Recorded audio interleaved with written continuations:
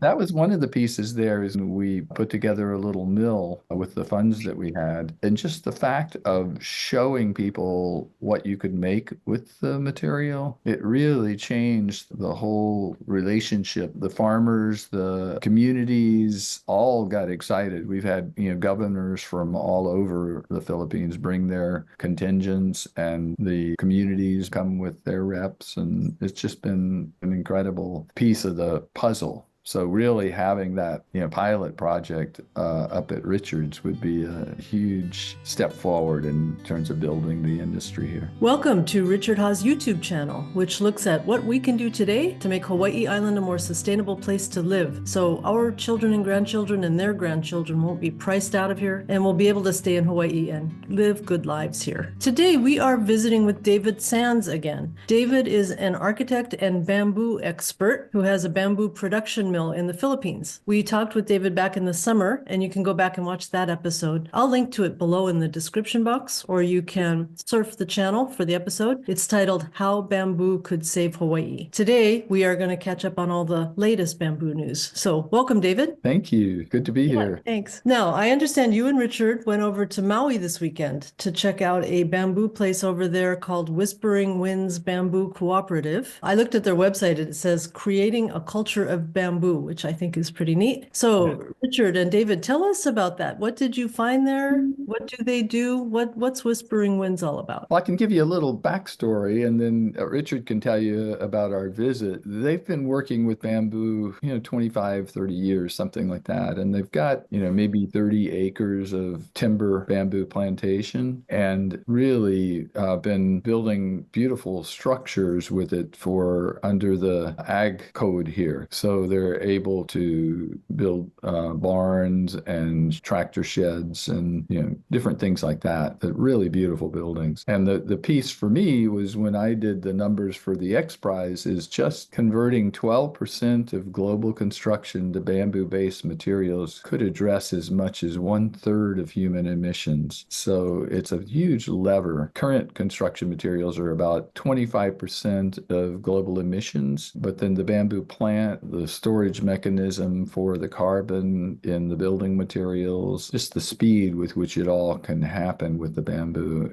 makes it such a powerful tool for addressing the climate situation. Yeah, isn't that interesting? Tell us what the X Prize is. Sure. Yeah. So X Prize was started by a fellow from Peter Diamandis from MIT. They create these cash prizes for doing technological breakthroughs. So this one was for developing large-scale carbon removal and carbon storage system. So they said we were one of the top submissions. And what's interesting is they didn't count avoided emissions, which doubles the impact of a bamboo strategy. So, it is really one of the biggest opportunities for getting CO2 out of the atmosphere quickly and then avoiding the emissions associated with current building materials. Yeah, isn't that interesting? Now, Richard, tell me what it looks like as you approach Whispering Winds, and then what were your thoughts there? When I went to visit, my point of view was as a farmer, trying to think what farmers here would have to do to make this work. And one of the first things I noticed was that they had a method of identifying the different columns by years. So they would go maybe spray red on all the ones that came out this year. Then next year they'll spray it green. And then 5 years later, they can come and harvest the whole thing. So what that does is it doesn't force it to clump up and get all tied up. And it's more effective. It's more open and it's easier for the farmer to deal with, besides, being more organized. So I like that. That was right off the bat, as a farmer, I could see that would work. Yeah. So you mean because they are harvesting on a really regular basis? Yes, very controlled. Yes, absolutely. And it needs to be that way. It can't be by accident. And the farmer, when we're thinking of farmers here, and I'm thinking, okay, if we have a place where we can do the processing and they'll accept 8-foot pieces, how do we get them from there to the processing and get the farmer out of there so that the farmer can go back to doing what he's doing, making a living? Yeah. And how can you do that here? Do you have thoughts about that? Oh yeah, 4-wheel drive truck with a trailer.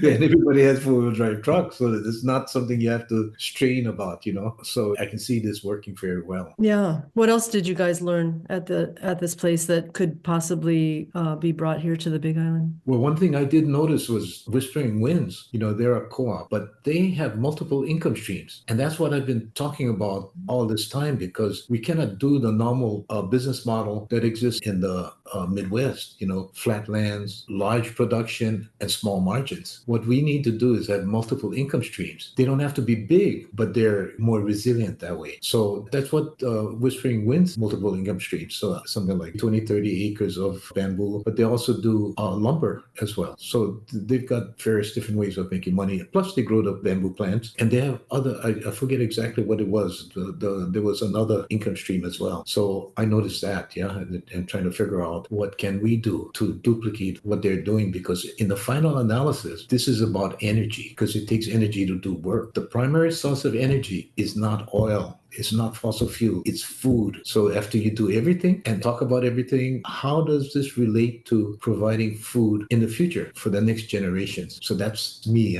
And that's how I kind of look at the thing. So what's the answer to that question? Same thing, multiple income stream. And what it is you got to show the young kids that this is a way of being sustainable. If it's not sustainable, they're not going to do it. You know, everybody's saying, oh, the kids, they're, you know, on their iPhones and stuff too much. But it's not that. What it is if you can show them that there's a respectable way to make a living that's resilient, then you can start to produce food for the rest of the people that live here, because there's nothing more honorable than that. And so we've got to be able to show them that it is resilient. And if we do that, then we've done what we need to do for future generations. And that's a kind of a big thing, but nevertheless, you know, me being a farmer, that's how I see things. Now, it looks like they build things. They'll come to your place, or maybe they build on their property, but they're making sheds and gazebos and different things like that. Tell me a little bit about that. They build sheds and gazebos all around the island, so, and also barns and some quite large structures. Anything that is allowed on ag land in terms of agriculture use buildings. And so they've been able to turn that into an additional source of revenue. And again, it uses the bamboo that they're growing and processing. It looks great. Some of the things they make, they're just gorgeous looking. Aren't they? Yeah, they really are. Can you order from them and have them ship something here? That's a possibility. You know, I don't know that they've done that, but I don't see why not. Yeah. Yeah, it's a shame we don't. Do we have anyone doing anything like that here on this island? Not anymore. There was a fellow in Puna that was, but I haven't seen anything being done in years. He did those buildings at the transfer stations. Yeah. Oh, yeah. You guys should get going and bring us a bamboo facility. Yeah. I would say the real true sustainability of it is they grow all their own food or most of their own food, and, you know, have the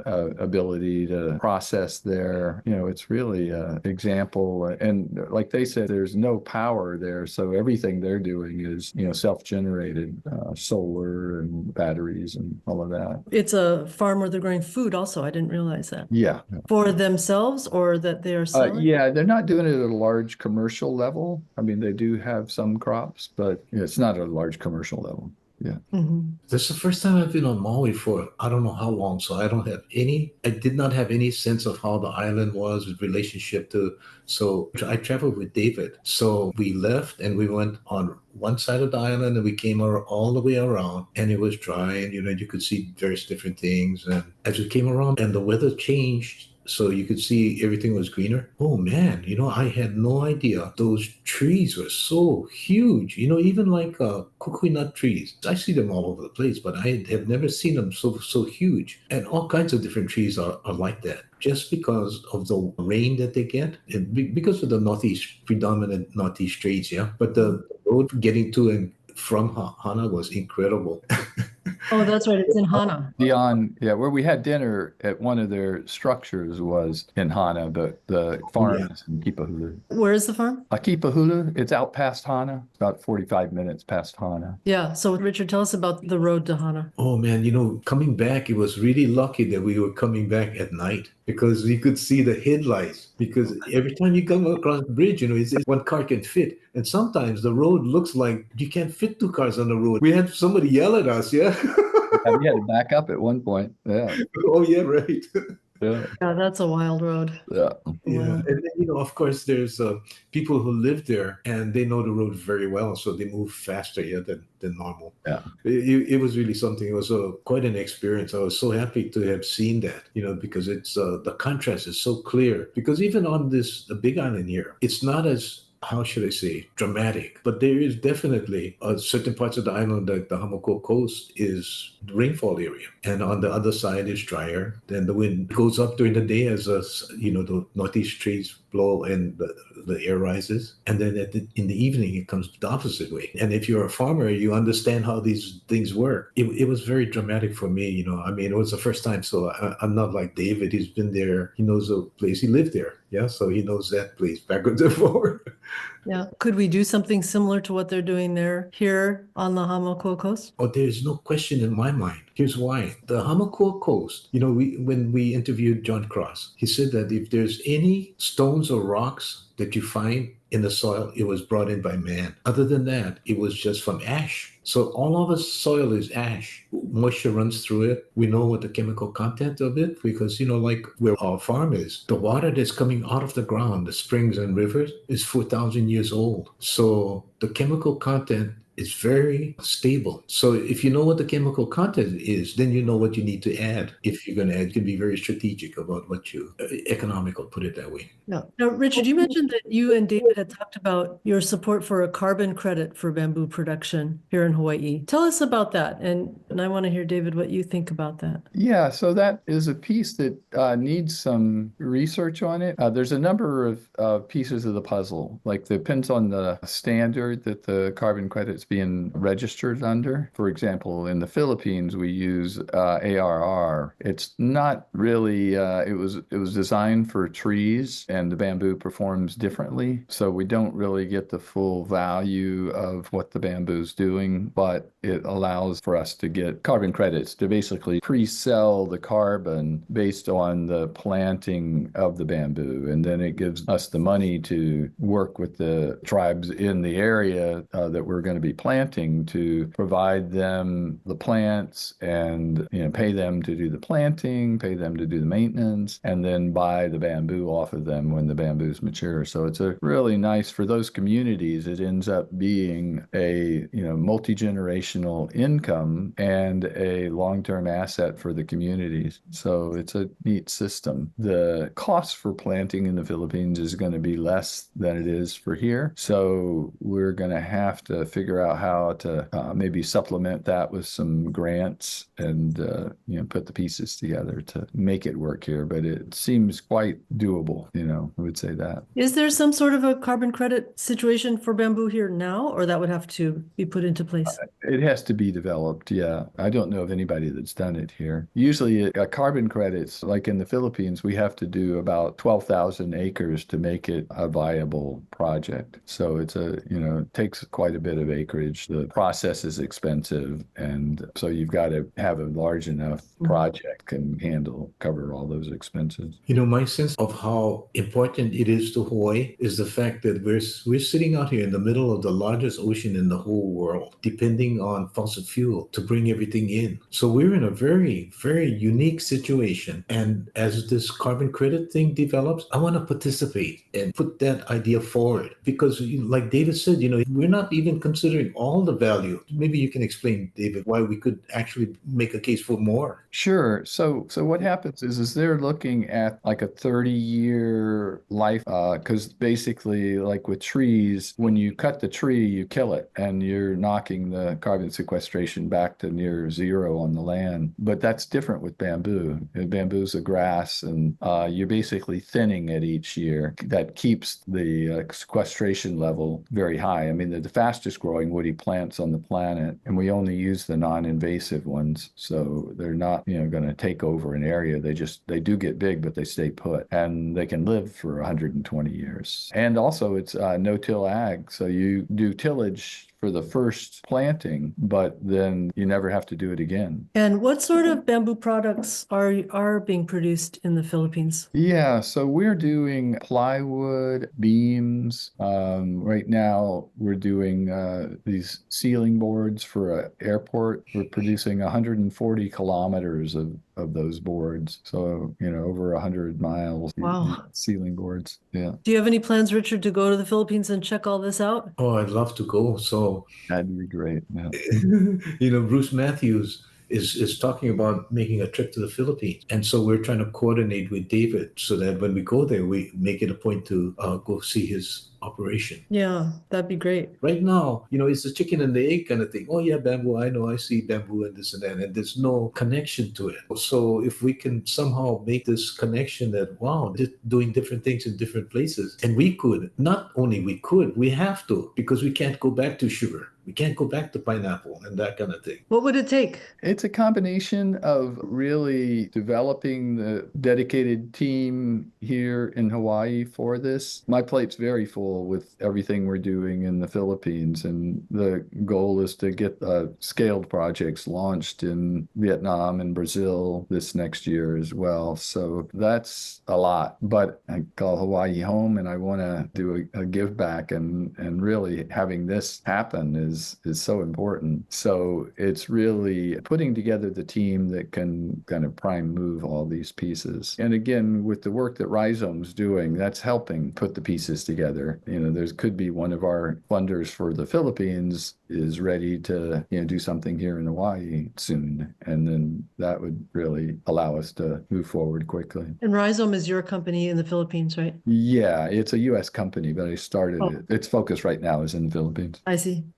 Yeah. We had an election. I volunteered to be on the board. Hawaii Bamboo Society. Yeah, it's a chapter of the American Bamboo Society. So what we're doing is we're trying to do whatever we can do to encourage the development of bamboo industry. Yeah, I didn't volunteer to be an officer because I got my plate full as well, but I volunteered to be a member of the board. So, but I intend to be an active member, yeah, and very supportive of this project. Yeah. We both would do that to keep supporting and moving the thing forward. Yeah. Is there something that is moving forward? What's happening? Is this just ideas and this would be neat to have, or is something happening and people are trying to make it happen? There are people that are working on this. One of the folks at the meeting is working with the legislature on a bill. I reached out to the governor's office and they said, yeah, let's do this. So there's interest there. It's moving. We're not just talking. We're, pieces of the puzzle are moving forward. You might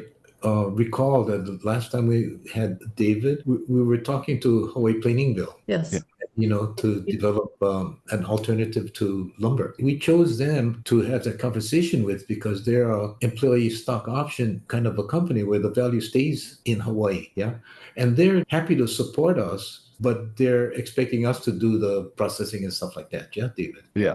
And the piece with that is I head out in a few days to Montana to meet with our manufacturing expert. He used to run the largest plywood mill in the world, and we're working on the next generation mill. Right now, it takes us a week to process bamboo into boards or plywood or beams. And this new mill, it'll be within 24 hours. That's amazing. Yeah, it's a whole nother level to what we're doing. Yeah, and one thing we did at PPK is we took 174 acres and dedicated it to the modern day Ahupua. We would be very receptive to having something built there. The economics got to work out, yeah, for us. We're land rich and cash poor, so it got to work. But if it does, and it works for everybody, oh my goodness. I think that'd be great. And Joe was actually hired years ago to come look at the eucalyptus situation here in Hamakua. So he knows the economics of doing a project here. And he said that the bamboo would actually be a really good industry, both for addressing local market, but being able to export to the West Coast. So wow,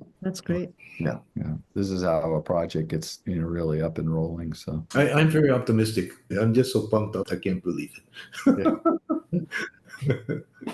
That's great. Yeah, it's inspiring. I mean, the one of the things is having planting material, and Whispering Winds could be the nursery for a Hamakua project for, getting, because we're going to need probably 1 million plants or something like that, get all of this acreage planted. So that's a project in itself. Yeah, it does sound like all the parts could be falling into place a little bit. That's great. Yeah. Well, thank you so much for joining us today, David. This idea of having a bamboo industry here on Hawaii Island is really interesting. It does kind of seem like a no-brainer because we can look around and see that bamboo does very, very well here. And thanks everyone for watching. We will be back in 2 weeks with another episode of Richard Ha's vlog. Ahui ho. Wonderful. All the best. Aloha. Aloha.